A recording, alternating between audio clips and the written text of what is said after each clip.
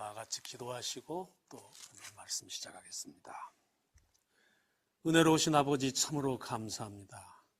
흙덩어리 같은 저희들을 사랑하시고 예수 그리스도로 말미암아 하나님의 은혜로 값없이 구원해 주셨사오니 그 크신 은혜를 감사합니다. 이제는 구원받은 하나님의 자녀답게 살 수 있게 하여 주시옵소서. 저희들이 주님 뜻대로 살려고 하지만은 사단의 공격이 심하고 또 우리 옛사람이 우리를 죄로 다시 되돌려 오는 것을 봅니다. 저희들이 비참하지만은 그러나 주님께서 오늘 저희들의 구주이시고 하나님께서 우리 아버지시니 우리의 구원을 확신하고 감사합니다. 우리 주님 오실 때까지 저희들과 함께 하여 주시옵시고 이 좁은 길을 끝까지 걸어가도록 축복해 주시옵기를 우리 구주 예수님의 이름으로 빕니다. 아멘.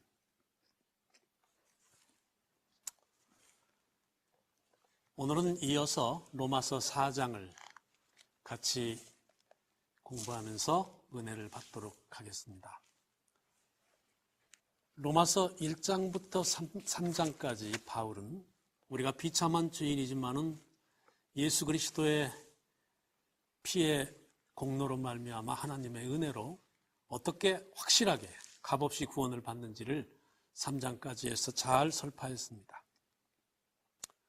3장까지 바울의 이야기를 듣고 있던 유대인의 마음속에 한 가지 강한 의문이 생겨났습니다. 그렇다면 율법과 상관없이 저렇게 구원을 받을 수 있는 것이라면 우리 조상 아브라함은 도대체 무엇으로 구원을 받았느냐 그것입니다. 유대인들은 행함이 진실해서 행함이 하나님께 받아들여져서 구원받은 가장 훌륭한 사람으로 늘 아브라함을 생각하고 있었습니다. 아브라함은 그렇다면 무엇으로 구원을 받았는가? 거기에 대해서 바울은 확실하게 답변을 합니다. 창세기 15장 6절을 인용하면서 아브라함이 구원을 받은 것은 율법을 지켜서 구원을 받은 것도 아니고 할례로 말미암아 구원을 받은 것도 아니고 오직 믿음으로 구원을 받았다.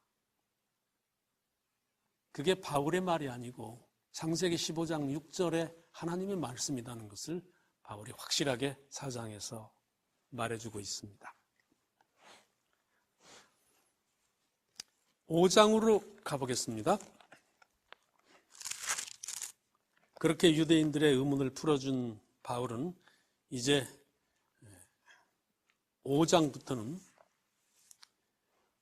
니그렌이 말한 대로 이제 구원받은 사람은 어떻게 사는 사람인가를 차례차례 5장, 6장, 7장, 8장에서 말해주고 있습니다. 5장의 전반부는 화평의 신학입니다. 5장 1절 그러므로 우리가 믿음으로 의롭다 하심을 받았으니 우리 주 예수 그리스도로 말미암아 하나님과 화평을 누리자. 2절에 보면 또한 그로 말미암아 우리가 믿음으로 서 있는 이 은혜에 들어감을 얻었으며 하나님의 영광을 바라고 즐거워하느니라. 3절 다만 이뿐 아니라 우리가 환난 중에도 즐거워하나니 그렇게 말씀했습니다. 그러니까 5장에서 바울이 말하고 싶은 것은 이제 예수 그리스도로 말미암아 하나님의 은혜로 구원을 받은 사람은 이제는 하나님의 진노에서 벗어나서 하나님과 화평을 누리는 사람입니다. 하나님과만 화평을 누리는 것이 아니라 하나님과 화평을 누리는 사람은 우리 이웃과도 화평을 누리는 사람들이고 또한 환난 중에도 기뻐하고 즐거워하는 사람이다. 그렇게 말하고 있습니다. 그래서 이 5장의 전반부에는 즐거워하라, 기뻐하라 그런 말씀이 많이 나오고 있습니다. 5장의 후반부는 두 아담의 신학입니다. 5장의 후반부 12절서부터 바울이 말하고 싶은 것은 바울이 이거 한 가지는 확실하게 합니다. 모든 사람이 죄인이다.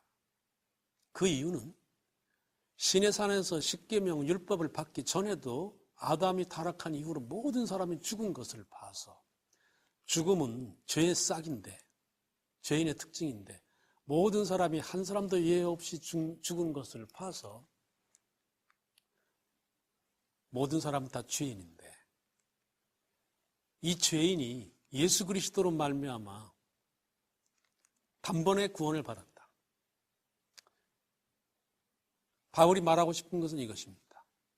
우리가 아담 한 사람으로 말미암아 모든 사람이 죄인이 된 것이 확실한 것처럼, 바울은 그것이 확실하다고 말해요. 왜냐하면 십계명이 있기 전에도 모든 사람이 다 죽었으니까, 죄의 싹으로. 그러니까 우리가 아담 한 사람이 죄를 지어서 모든 사람들이 다 죄인인 것이 확실한 것처럼, 예수 그리스도 한 분으로 말미암아 모든 사람이 단번에 하나님의 자녀가 된 것은 더욱더 확실하다. 이것이 5장에서 바울이 말하고 싶은 겁니다. 그래서 5장에는 마치 더욱더라는 말이 많이 나옵니다. 더욱더, 더 확실하게.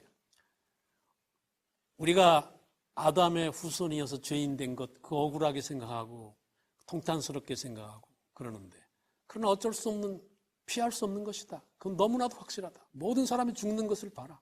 다 죄인이다. 그것은 확실하다. 그런데 그것보다도 더 확실한 사실이 하나 있다. 그게 뭔가 하면 예수 그리스도 안에서 우리가 단번에 거기에서 벗어나서 하나님의 자녀로서 구원을 받는 것이다. 이것은 더욱더 확실하다. 바울이 5장 후반부에서 두 아담, 첫 아담과 두 번째 아담인 예수 그리스도를 비교하면서 말하고 싶은 것은 그것입니다. 그만큼 우리의 구원은 확실한 것입니다. 우리가 죄인인 것보다도 더 확실한 것이 우리가 구원을 받았다는 사실입니다. 그러니까 이 우주에서 가장 확실하고 변할 수 없는 것이 우리가 예수 그리스도를 믿음으로 하나님의 자녀가 되고 구원을 받았다는 사실입니다. 그것은 하나님의 아들의 피로 인쳐지고 하나님의 아들의 죽음으로 확실하게 된 것이기 때문에 그것보다 더 확실한 것이 없죠. 로마서 5장에서 바울이 그렇게 말하고 있습니다. 우리 6장으로 한번 가보겠습니다. 로마서 6장은 이제 두 번째로 살리랍니다. 5장은 하나님의 진노에서 벗어나 살리라. 그래서 화평을 누리고 사는 사람이다. 구원받은 사람. 6장은 구원받은 사람은 어떤 사람이냐? 죄의 노예에서, 죄의 속박으로부터 하나님의 은혜로 벗어난 사람이다. 그것입니다. 그래서 6장을 읽어보면 2절, 죄에 대해서 죽은 우리가 어찌 그 가운데 더 살려 무릇 그리스도 예수와 합하여 침례를 받은 우리는 그의 죽으심과 합하여 침례를 받은 줄을 알지 못하느냐 그랬습니다. 6절에 보면 우리 옛사람이 예수와 함께 십자가에 못 박힌 것은 죄의 몸이 죽어 다시는 우리가 죄에서 종노릇하지 아니하려 함이니 그랬습니다. 8절에 보면 만일 우리가 그리스도와 함께 죽었으면 또한 그와 함께 살 줄을 믿노니 그랬습니다. 6장은 예수 그리스도를 믿고 하나님의 은혜로 구원받은 사람은 이제 죄의 노예가 아닌 사람이다. 죄의 속박과 죄의 노예에서 이제 하나님의 은혜로 벗어나서 사는 사람이다. 벗어나 살리라. 그것이 구원받은 사람이다. 바울이 그렇게 말하고 있습니다. 3절, 4절은 침례에 대해서 우리에게 설명하고 있죠. 침례란 무엇이냐? 예수 그리스도와 합하여 그의 죽음과 그의 장사와 그의 부활에 동참하는 것이, 그것이 바로 구원이고 또 그것이 바로 침례가 상징하는 의미다. 그렇게 침례의 참된 의미를 설명해 주고 있습니다. 그래서 우리가 침례를 받을 때 물속에 들어가는 것은 깊은 뜻이 있습니다. 여러분, 괜히 물속에 들어가는 것이 아니고 이제는 지금까지 살아온 내 자신이 그리스도와 함께 죽는 것입니다. 그것을 상징하는 것입니다. 물속에 들어가서 죽고 장사 지내고 그 다음에 다시 일어납니다. 일어났는데 다시 살아나는데 자기 혼자 살아나는 것이 아닙니다. 그것은 의미가 없죠. 예수님과 함께 다시 살아나는 것입니다. 그것이 침례의 의미입니다. 그래서 요즘에 대부분의 교회에서 침례를 주지 않고 간단한 약식인 세례를, 물을 뿌리는 세례를 주는데, 그것은 사실 우리가 그리스도인이라는 어떤 의미나 표적은 될지 몰라도 이 로마서 6장에 나타난 침례의 그 깊은 의미는 나타나지 못하고 있습니다. 그래서 우리 교회는 이 의미를 잘 드러내는 침례를 지금도 주고 있습니다. 제가 우리 성지 탐사단들을 데리고 요단강에 가서 그 침례 받으신 곳을 이렇게 잘 꾸며놨는데, 거기서 어떤 학생이 침례를 받고 싶다고 그래서 제가 거기서 침례를 주었습니다. 거기나 침례 증서도 만들어 놓고 침례 옷도 준비해 놓고 그렇게 하고 있어, 이스라엘에서. 그래서 거기서 사람들이 와서 침례를 받는데, 제가 침례를 이쪽에서 주는데, 상당히 좀 깊은 곳을 찾아서 이렇게 주는데 아주 아름답게 잘 해놨어요. 저쪽에서는 또 다른 교회에서 와서 그 요단강에 이제 성지 탐사 와서 거기서도 이제 하는데, 거기서는 세례를 줘요. 그래서 제가 속으로 생각했습니다. 아니, 교회에서 혹시 세례 주는 건 몰라도 예수님께서 침례 받으시고 성경에 수많은 사람들이 침례를 받은 요단강까지 와서 왜 침례를 줄까? 세례를 좋아한다 하더라도 요단강에 와서는 그래도 침례를 받아야지, 그런 생각을 하고는 그다음에 제가 이제 침례를 주었는데, 그때 전 세계에서 관광객들이 그때 거기 많이 모여 있었는데 다 어디로 와서 구경했겠습니까? 세례 주는 데 가서 구경했겠습니까? 침례 받는 데 와서 구경했겠습니까? 거기 전 세상에서 온 관광객들이 다 우리 침례 받는 데 와서 다 구경하고 감동을 받고, 2000년 전에 예수님께서도 여기서 저렇게 침례를 받으셨겠구나. 다 그렇게 이제 감회에 젖은 모습으로 우리 침례 받는 곳에 다 모였어요. 저기 세례 받는 곳에는 안 가고. 그래서 우리가 참 성경 말씀대로 사는 게 중요하죠, 여러분. 성경에 세례 받은 사람은 한 사람도 없습니다. 성경에 일요일에 교회 간 사람도 한 사람도 없고요. 그래서 성경 말씀대로 사는 건 전혀 이상한 것이 아닙니다. 그건 순종하며 사는 건 좋은 것이죠. 침례의 깊은 의미가 6장 3절, 4절에 나오고 있습니다. 그리고 6장에서 가장 중요한 것은 이제 죄에 대해서, 구원받은 사람 죄에 대해서 죽어야 한다, 그렇게 말씀을 지금 하고 계십니다. 죽은 사람은 어쩔 수 없다. 우리가 사형수가 감옥에 있을 때 평생 나오지 못하지만, 그러나 어떻게 하면 거기서 나옵니까? 해방됩니까? 죽으면 나옵니다. 사형수도 죽으면 거기서 풀어줄 수밖에 없어요. 우리도 죄의 노예에서 벗어나는 방법은 죄에 대해서 죽는 것입니다. 죽어버리면 어쩔 수 없어요. 죄가 우리를 어떻게 할 길이 없어요. 우리가 죽어버리면. 그렇다면 이제 문제는 뭔가 하면, 죄에 대해서 죽는다는 것이 도대체 뭘 의미하냐, 그겁니다. 어떻게 해야 우리가 죄에 대해서 죽고 거기서 해방돼서 살 수가 있는 것이냐. 로마서 6장에서 바울은 그것도 역시 설명하고 있습니다. 죄에 대해서 죽는 것은 무엇이냐. 6장 8절에 보면 우리가 죄에 대해서 혼자 죽어서는 그건 가치가 없다. 그리스도와 함께 죽어야만 가치가 있는 것이다. 그래야 그 죄에서 벗어날 수도 있고 부활할 수도 있는 것이지, 죄에 대해서 혼자 죽는 것은 고통만 줄 뿐이지 그런 의미가 없다. 즉 우리가 죄에 대해서 죽는다는 건 뭘 의미하느냐. 그리스도와 함께 죽는 걸 의미한다. 그래야 다시 살 수가 있다. 그렇게 말해주고 있습니다.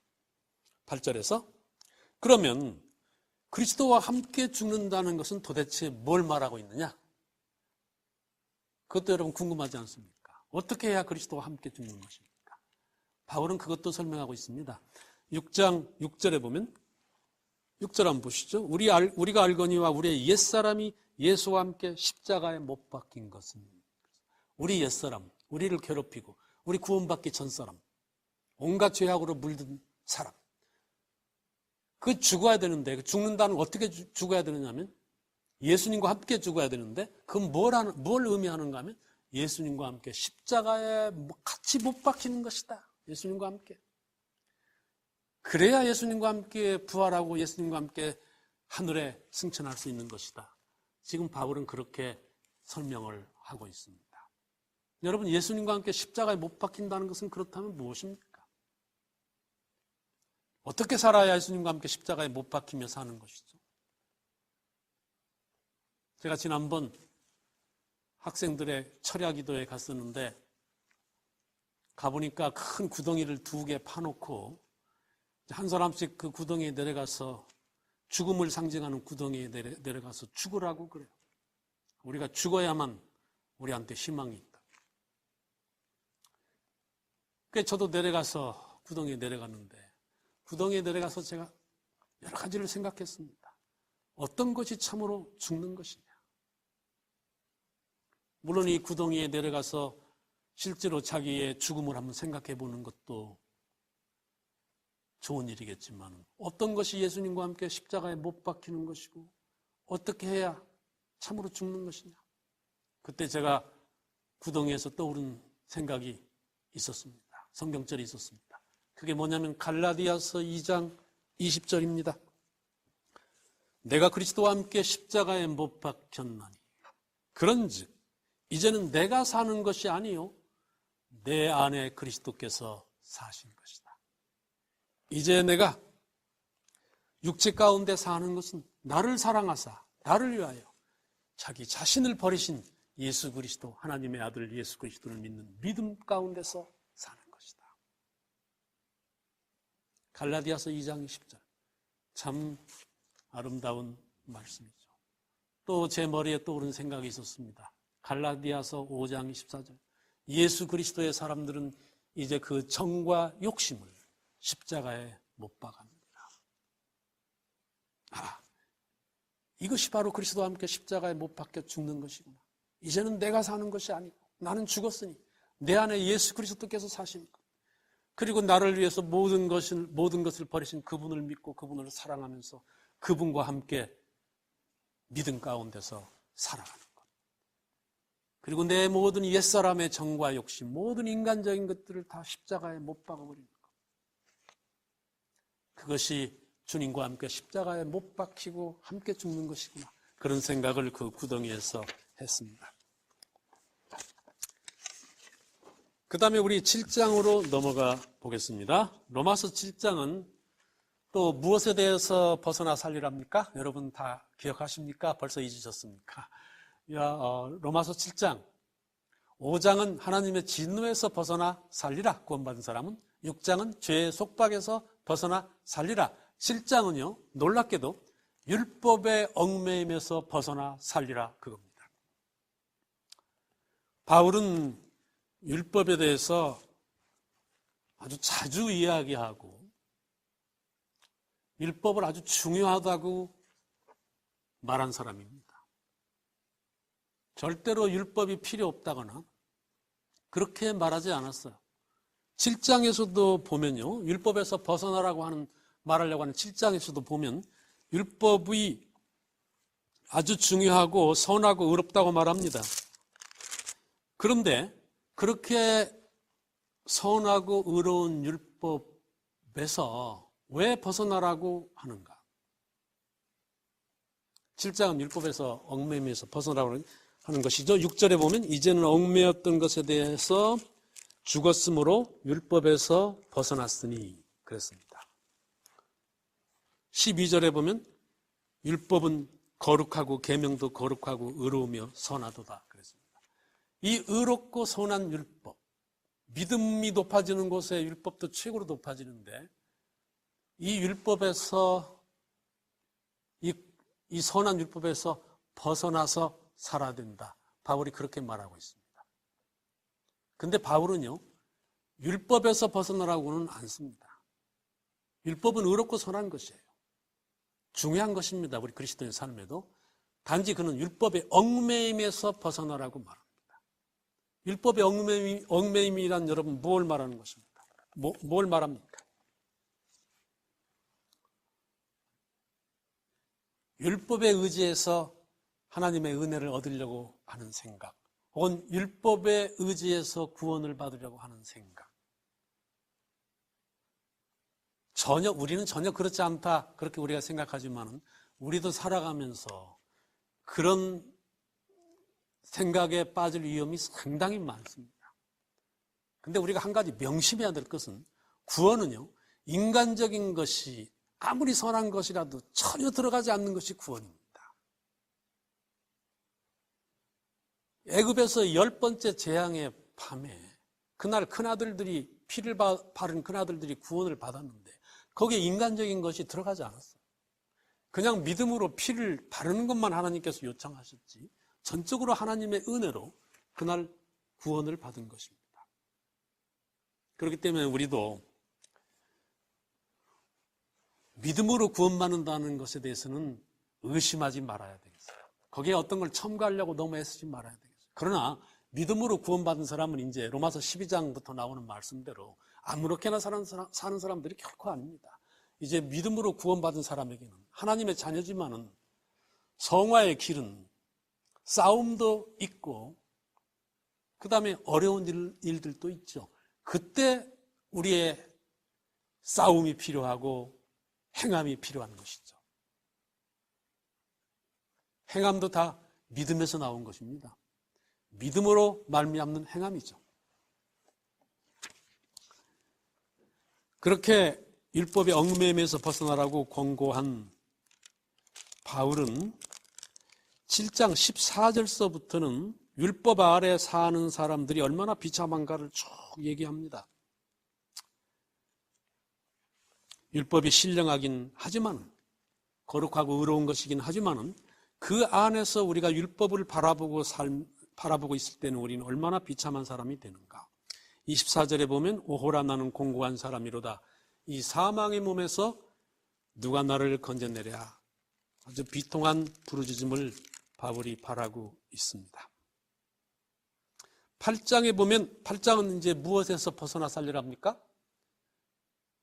5장이 하나님의 진노고 6장이 죄의 속박이고 7장이 율법의 얽매임이고 8장은 죄의 싹신 사망에서 이제 벗어나 사는 사람입니다. 믿고 하나님의 자녀가 된 사람은 이미 사망에서 벗어난 사람이죠. 지금 죽는다 해도 아무 문제가 없습니다. 지금 죽는다 해도 이미 영생을 소유한 것이 하나님의 자녀이기 때문에 구원받은 사람은 지금 죽어도 아무 문제가 없어요. 영생을 소유하고 있죠. 그래서 그게 복음이고 그래서 그게 굉장한 것입니다. 그러므로 이제 그리스도 예수 안에 있는 자에게는 결코 정죄함이 없나니 2절 이는 그리스도 예수 안에 있는 생명의 성령의 법이 죄와 사망의 법에서 너를 해방하였습니다.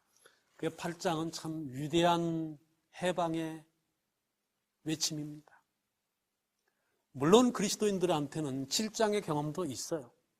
그리스도 안에 살면서도 어떤 사람은 7장의 마지막 오호라 나는 공고한 사람이로다 이 경험이 믿지 않을 때의 경험이라고 주장하는 학자도 있지만 그렇지 않은 것이 로마서는 5장부터 다 구원받은 사람의 경험입니다. 그래서 7장의 이 비통한 경험도 역시 예수님 안에 살면서 구원받은 사람에게도 이런 경험이 오죠. 이런 비참한 고통이 있죠. 예수님께 가까이 가면 갈수록 자기 자신이 더 비참하게 느껴지는 것, 십자가 앞에서 더 우리가 추억하게 느껴지는 것, 그게 신앙이죠. 그런데 8장은 이제 거기에서 벗어나서 그리스도 안에서의 드높은 해방을 노래하고 있습니다. 우리의 경험이 7장 경험도 있고 8장의 경험도 있지만은 그러나 그리스도 안에서 사는 사람은 이제 8장의 경험, 점점 더 날마다 우리가 하늘에 가까이 갈수록 우리가 8장의 경험 속에서 더 살아야 되겠습니다. 이것이 하나님께서 원하시는 것이죠. 얼마 전에 어떤 부인이 저한테 전화를 했는데 상담하겠다고 하고는 울기만 계속해요. 아마 고통이 많은 분 같습니다. 이름도 말하지 않고 교회도 말하지 않고 그냥 자기 고통 때문에 울기만 해요. 그래서 제가 성경 말씀으로 위로를 했습니다. 로마서 8장을 펴보십시오. 둘이 8장을 편 다음에 전화를 사이에 두고 제가 읽었어요. 하나님이 내 편이시니 내가 누구를 두려워하리요. 의롭다 하신 이가 우리 아버지시니 누가 우리를 정죄하리요. 누가 우리를 그리스도의 사랑에서 끊으리요. 내가 넉넉히 이기느니라. 로마서 8장의 후반부입니다.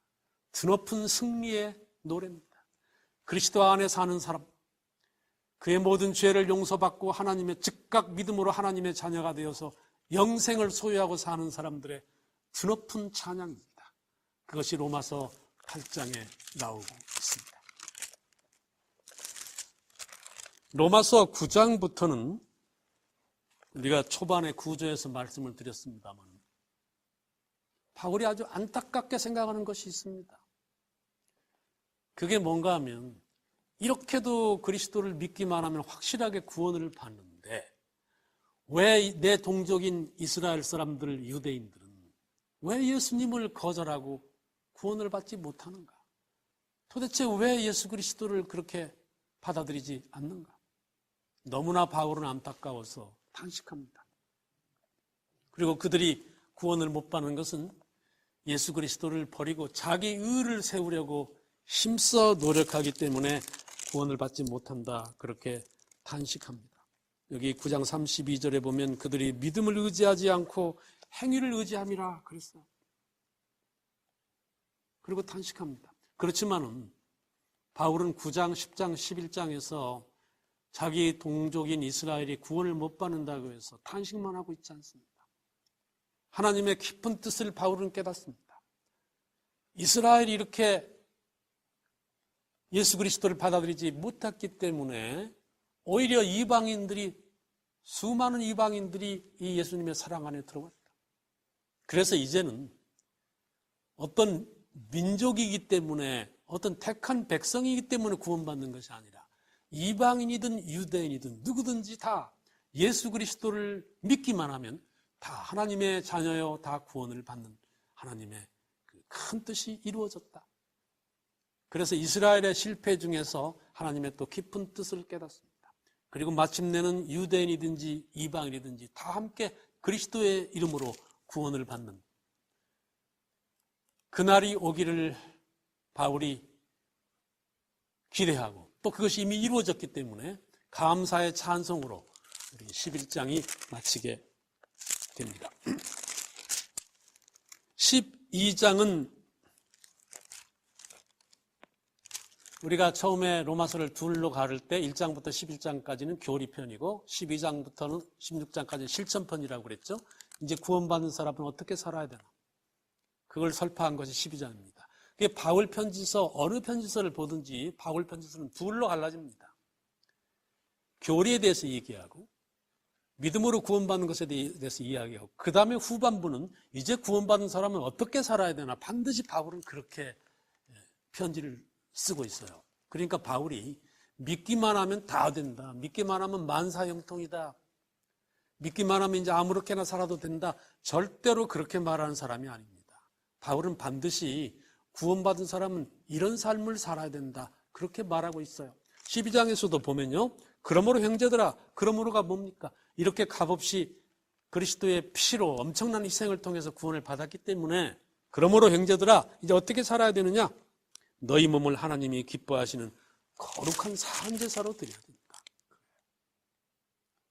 살아있는 제물로 드려야 된다. 우리는 원래 제물은 죽어야 되지만은 예수 그리스도의 은혜로 우리는 살았어요.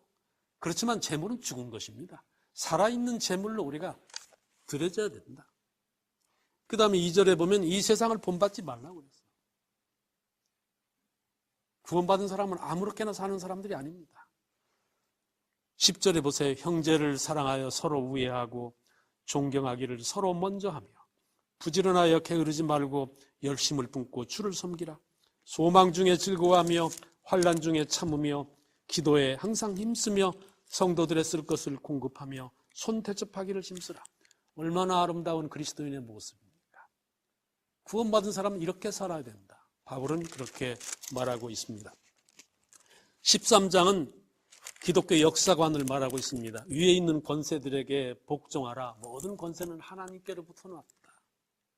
근데 이 말은 특별히 젊은이들이 별로 그렇게 좋아하지 않는 말씀입니다. 그러면 독재자도 다 하나님께로부터 나왔느냐? 독재 정권에도 우리가 순종해야 되느냐? 그런 의문이 생기지만은 이게 기독교 역사관입니다. 이 세상에서 사람이 하는 것 같지만은 어떤 황제가 하는 것 같지만 어떤 대통령이 하는 것 같지만 그러나 그 모든 역사도 다 하나님의 거대한 구원의 역사 속에 들어있는 것이다. 그게 기독교의 역사입니다. 그래서 우리는 돌멩이를 들고 싸우는 대신에 역사의 주인이신 하나님께 가서 기도하면서 이 세상 역사를 바르게 움직이도록 하나님께 탄원하면서 그리스도인들은 그렇게 사는 것입니다. 바울이 말하고 싶은 것은 그것입니다. 13장 마지막에 보면 12절서부터 보면 밤이 깊고 낮이 가까웠으니 그러므로 우리가 어두움의 일을 벗고 빛의 갑옷을 입자. 낮과 같이 단정히 행하고 방탕하거나 술 취하지 말며 음란하거나 호색하지 말며 다투거나 시기하지 말고 오직 주 예수 그리스도로 옷 입고 정욕을 위하여 육신의 일을 도모하지 말라. 이것은 종말적인 삶을 살고 있는 모든 그리스도인들에게 바울이 한 권면입니다. 이 대목을 아우구스티누스가 읽다가 크게 감동을 받고 그의 삶을 다 버리고 회개하고 새로운 사람이 됩니다. 로마서 14장은 이거 문제가 있는 장입니다. 강한 자와 약한 자가 나오는 장이죠. 그래서 여기 보면 믿음이 연약한 자를 너희가 받되 그의 의견을 비판하지 말라. 연약한 자는 채소만 먹느니라. 또 5절에 보면 어떤 사람은 이날을 저날보다 낮게 여기고 어떤 사람은 모든 날을 같게 여기나니 각각 자기 마음으로 확정할지니라. 이렇게 말씀을 했기 때문에 어떤 사람은 이걸 음식 문제라고 생각해서 뭐 채식하고 음식을 가려 먹고 하는 거, 그것은 믿음이 연약한 것이다. 하나님께서 주신 것을 모두 감사함으로 먹자. 그렇게 말하는 사람도 있지만은 이 신약 성경에 나오는 음식 문제는 여러분 절대로 채식 문제나 육식 문제가 아닙니다. 그 당시에는 채식 문제나 육식 문제가 없었어요. 다 깨끗한 음식, 깨끗한 부정한 것이 아니면 다 육식을 했습니다. 그 당시는. 그렇기 때문에 신약 성경에 나오는 음식 문제는 우상 숭배의 문제입니다. 우상 숭배의 제물, 우상에게 바쳐진 다음에 시장에 나오는 음식을 먹느냐 마느냐, 그것이에요. 그 다음에 여기 이날을 전날보다 낮게 여기고, 이거 어떤 사람이 안식일 지키려고 했을 필요가 없다. 전혀 아닙니다. 이날 전날, 안식일은 이날 전날로 하는 날이 아닙니다. 이건 십계명의 넷째 계명으로 기억하여 거룩히 지키라 하신 말씀이기 때문에 안식일은 여기에 들어가지 않습니다. 이건 절기를 말하죠. 왜 절기를 그러면 이날 전날 가리지 말라 바울이 똑같다 하느냐?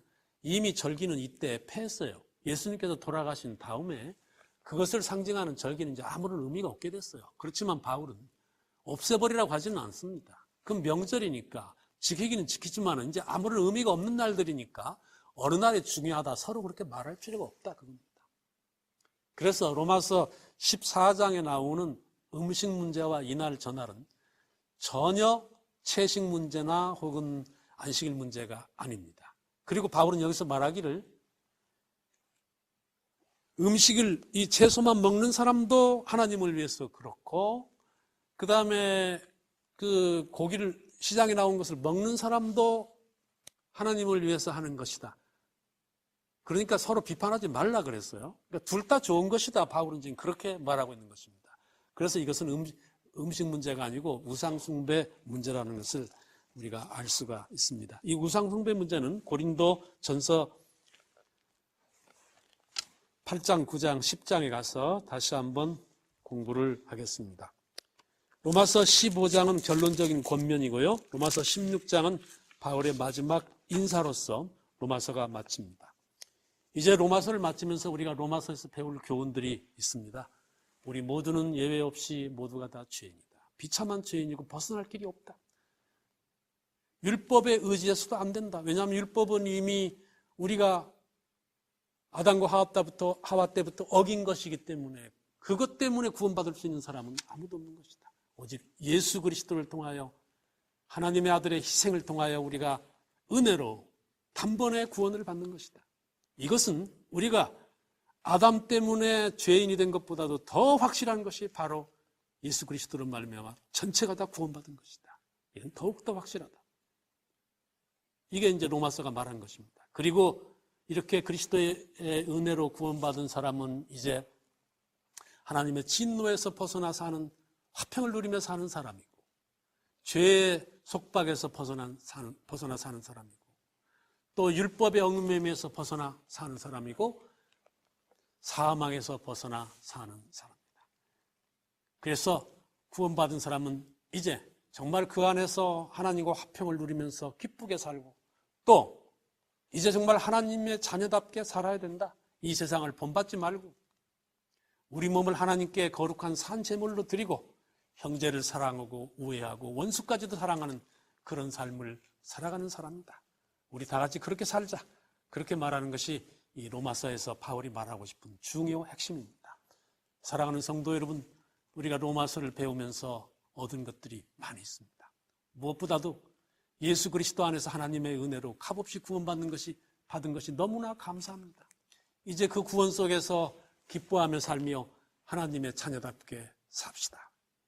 그래서 마침내 승리하는 그리스도인으로서 예수님의 재림을 맞게 되시기를 간절히 바랍니다.